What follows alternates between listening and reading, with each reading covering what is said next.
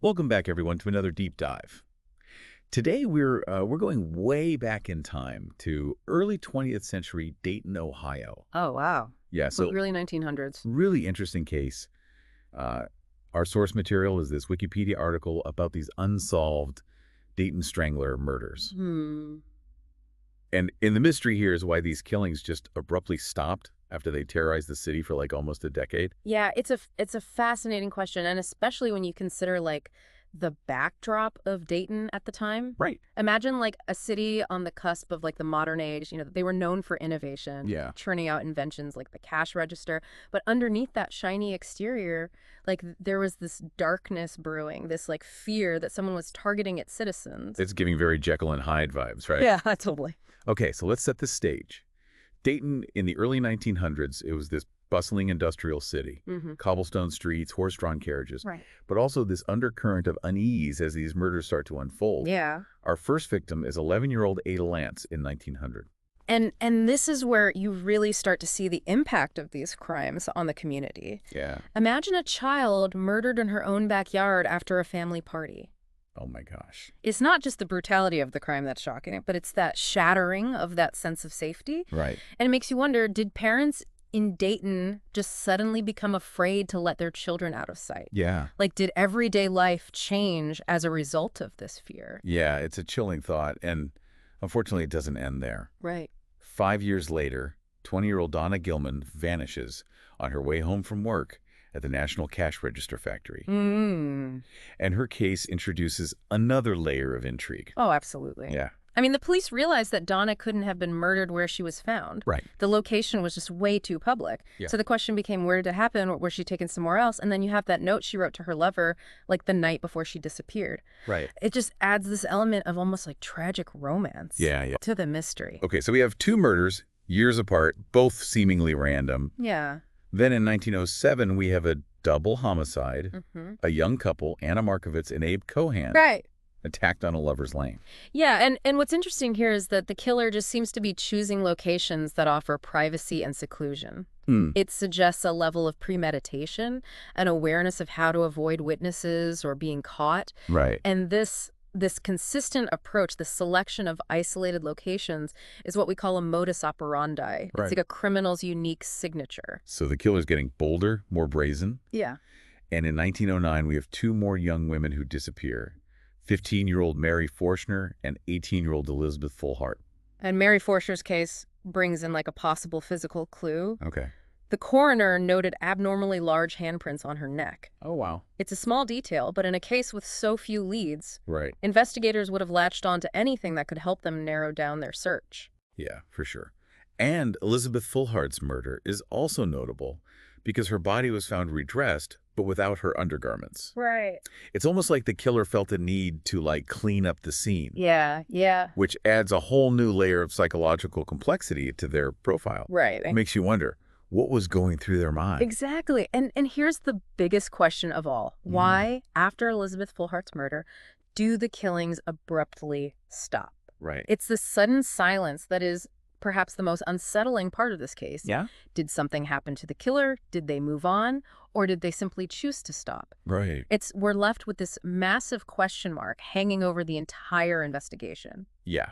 So let's start unpacking the suspects because there are a lot of them. There are. We'll start with David Curtis, Okay. also known as Baby Dave, a newsboy who actually confessed to Donna Gilman's murder. David Curtis is a very complex figure in this story. Okay. He was known for telling tall tales and had a history of false confessions, claiming responsibility for crimes he didn't commit. Really? So when he confessed to Donna's murder, there was immediate skepticism. Yeah, of course. Some witnesses placed him near the crime scene, Right. while others corroborated his alibi. Oh, God. So it created this tangled web of conflicting information. Adding to the confusion, Curtis later recanted his confession, claiming he was coerced by the police. Yeah.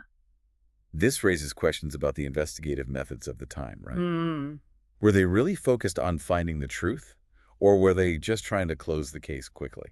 It's a question that comes up a lot in historical cases. Right. The pressure to solve a high-profile murder, especially one that's gripped the public imagination, can sometimes lead to shortcuts and oversights. And in the case of the Dayton Strangler, with so much fear and uncertainty swirling around, that pressure must have been immense. Yeah, definitely. But before we get too deep into the suspects, let's rewind for a moment and look at another angle. Okay. Donna Gilman's family. The suspicions surrounding the Gilman family came from rumors of tension within the household, Right. particularly between Donna and her mother.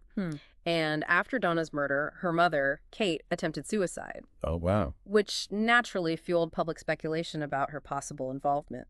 And to make things even more complicated, Donna's brother, Collins, testified that Curtis had confessed to him as well. Right. So now we have family drama, conflicting testimonies, and a whole lot of unanswered questions.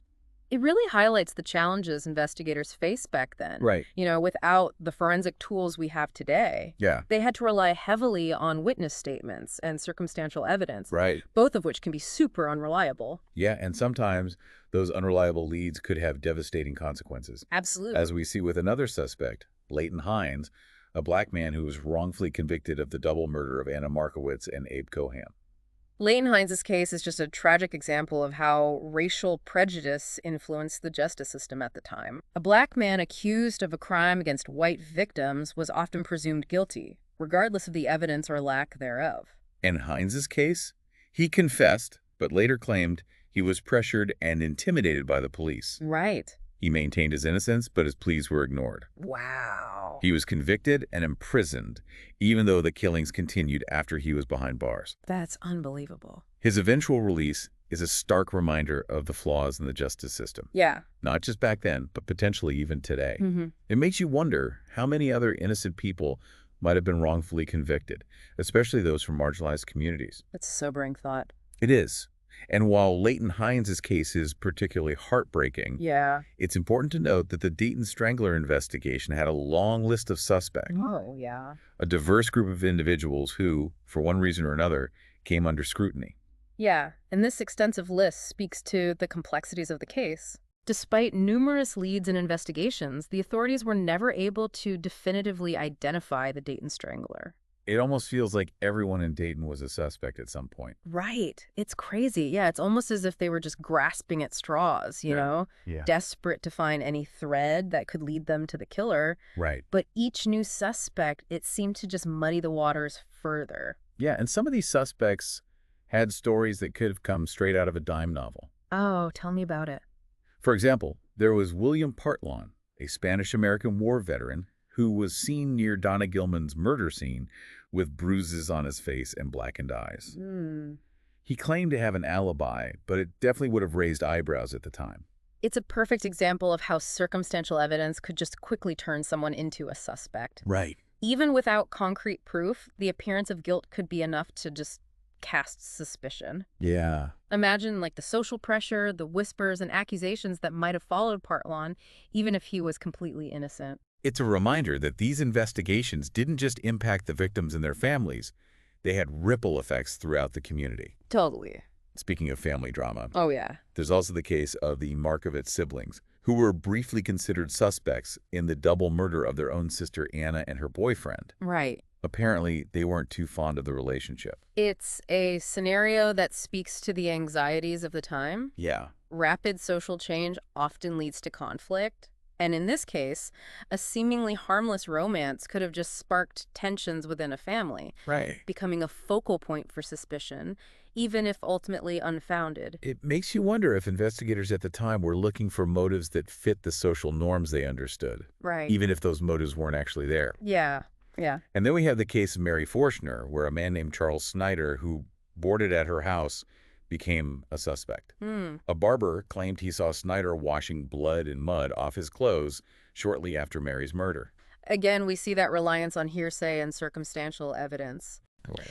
It's easy to imagine how quickly rumors and speculation could spread in a community gripped by fear. Right. Every whispered conversation, every sidelong glance could just fuel suspicion and contribute to an atmosphere of paranoia. It's like a real-life telephone game, Yeah. where the truth gets distorted with each retelling. Yeah. And as the investigation went on, the list of suspects just kept growing. Right. With Elizabeth Fullhart's murder, we have Frank Smith, already accused of attacking another young woman, Roy Cooley, a close friend of Elizabeth's, and even Albert Wilkie, believed to be her fiancé.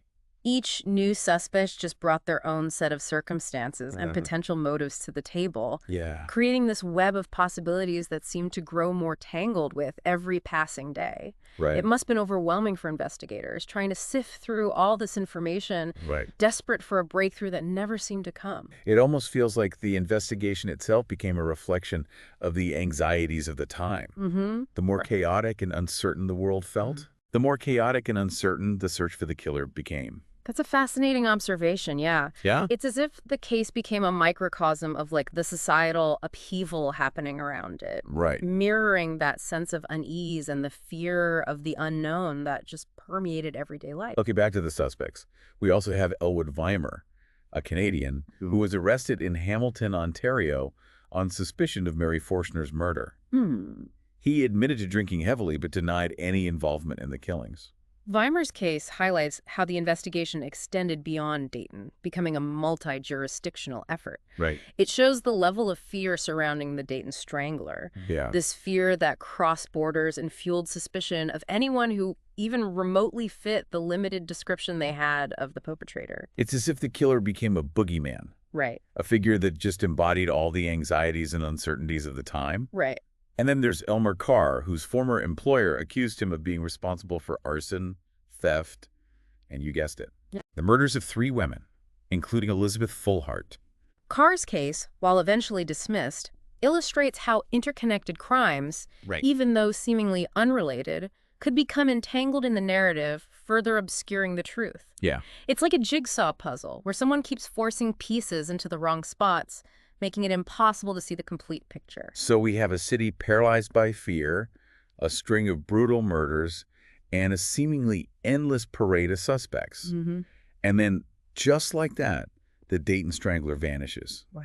After Elizabeth Fullhart's death in 1909, the killings abruptly stop. No more victims, no more arrests, no conclusive answers. Right. What happened? Yeah. Did the killers simply move on? Did they die? Or did something happen in their life that made them choose to stop? Yeah. These are questions that remain unanswered even today. The abrupt end to the killings is perhaps the most perplexing aspect of this case. Yeah. It's like a story with a missing final chapter, you know? Right. We're left with speculation and theories, but no definitive resolution. And it's that lack of closure, that lingering mystery that continues to fascinate us over a century later.